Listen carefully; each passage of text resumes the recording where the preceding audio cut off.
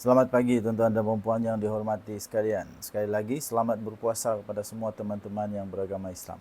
Tapi sebelum itu, adakah anda ada masalah gastrik seperti saya?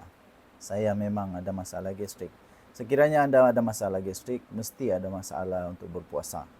Jadi saya ingin rekomen satu produk yang sangat baik, yang sangat bagus yang saya ambil sekarang ini, yang mana produk ini betul-betul membantu saya ketika saya mengalami gastrik ya. Okey, so sebelum kena gastrik, elakkan dulu. So produk ni dapat membantu untuk mengelakkan gastrik datang dengan teruk. Okey. So anda boleh tekan di mana-mana skrin video ini, anda boleh tekan dan ada keluar satu link di sini. Anda tekan link itu dan anda akan dibawa masuk ke dalam link untuk membeli produk yang bagus ini. Sekali lagi, bagi anda yang ada masalah gastrik, tekan di sini dan anda akan dibawa ke link untuk membeli produk yang baik ini. Okey, baik.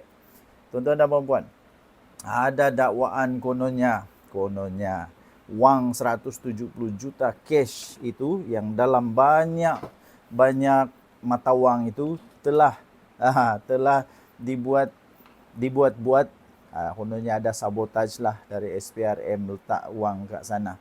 Okey, saya mau tekankan di sini. Dakwaan ini langsung tidak masuk akal. Tidak ada perkara ini berlaku ya. Kerana apa? Saya hanya berikan satu sebab saja, yang mana sebab ini tidak akan dapat digugat dan fakta ini tidak akan dapat dilawan oleh mana-mana cerita dongeng, mana-mana dakwaan salah, mana-mana pun perkara yang dibuat-buat, semua itu tidak benar. Okey, apa bukti bahawa wang ini bukan SPRM sabotaj? Ingat tuan-tuan dan puan-puan, ini fakta. Ada 30 orang, lebih 30 orang, 36 orang saksi telah dipanggil oleh SPRM. 36 saksi ini adalah bukti membuktikan disiasat tentang wang ini. Sekiranya, ini macam saksi mata lah tuan-tuan dan puan-puan. Macam saksi mata. Kalau seorang, ya mungkin susah. 2 orang mungkin susah. 10 orang, 20 orang, 30 orang. Kalau ada 30 orang saksi yang tidak pun tampil memberitahu bahwa ini adalah sabotaj dari SPRM, kenapa pula tiba-tiba adalah manusia-manusia yang kata ini adalah sabotaj, wang itu diletak di sana? Ada 36 orang saksi. Kenapa mereka tidak dedahkan bahawa benda ini sabotaj kalau memang sabotaj? Takkanlah salah seorang daripada mereka tak bersuara.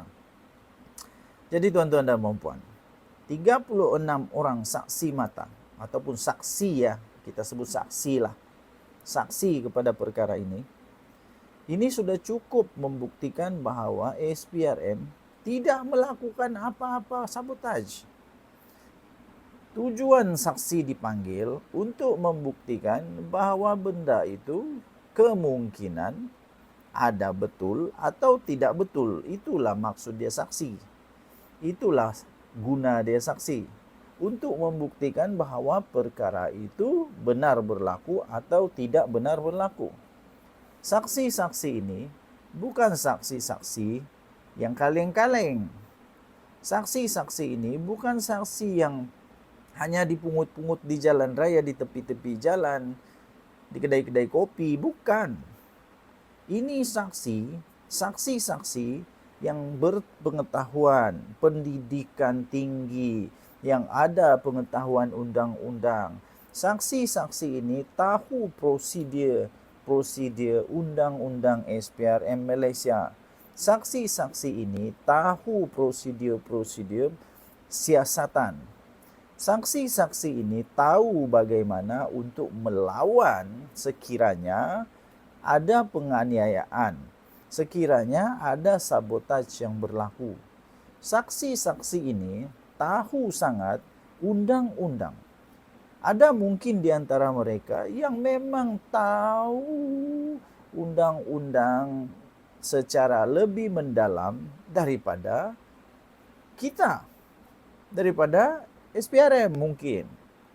Tapi saksi-saksi ini tidak ada seorang pun yang tampil memberitahu bahwa perkara ini salah.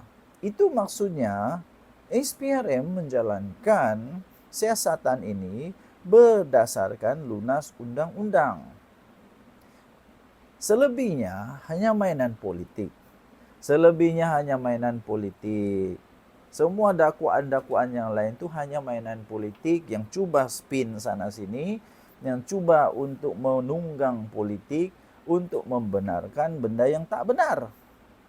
Jadi tuan-tuan dan puan-puan, sudahlah. Kita biarkan SPRM untuk membuat siasatan. Sekiranya Anda ada bukti bahwa benda ini sabotaj, silakan.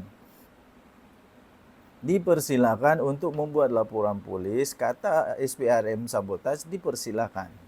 Nah, masalahnya sekarang ada 36 saksi yang bukan kaleng-kaleng ini.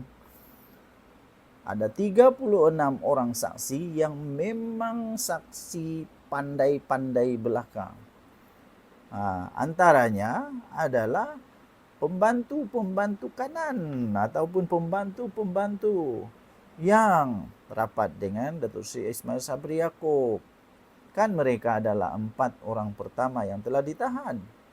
Mereka ini bukanlah budak-budak darjah 2, budak-budak darjah 3. Mereka bukan budak-budak darjah 2, darjah 3. Mereka ini berpengetahuan, berilmu.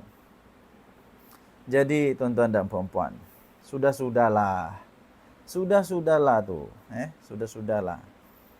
Kalau pendidikan kita setaraf saja, tak tahu apa-apa, lebih baik diam jalah daripada cari nahas, cari bala. Daripada selepas ini duk hentam SPRM, duk hentam itu, duk hentam ini, las-las sendiri yang masalah. Lebih baik kita tunggu siasatan daripada SPRM, kerana saya percaya SPRM menjalankan tugas mereka seperti yang dikehendaki oleh Perlembagaan Negara Malaysia. Seperti yang telah termaktub di dalam Undang-Undang Negara Malaysia. Ya. Berprasangka buruk itu tak baik. Kita berprasangka baik. Ya. Saya berprasangka baik bahawa semua tindakan SPRM dan kerajaan yang ada pada hari ini untuk memastikan negara kita pada generasi kita yang akan datang tiada lagi masalah rasuah. Ini sangat penting untuk negara Malaysia. Okey? Tinggalkan komen anda. Okey, kita jumpa lagi. Selamat berpuasa sekali lagi. Bye-bye.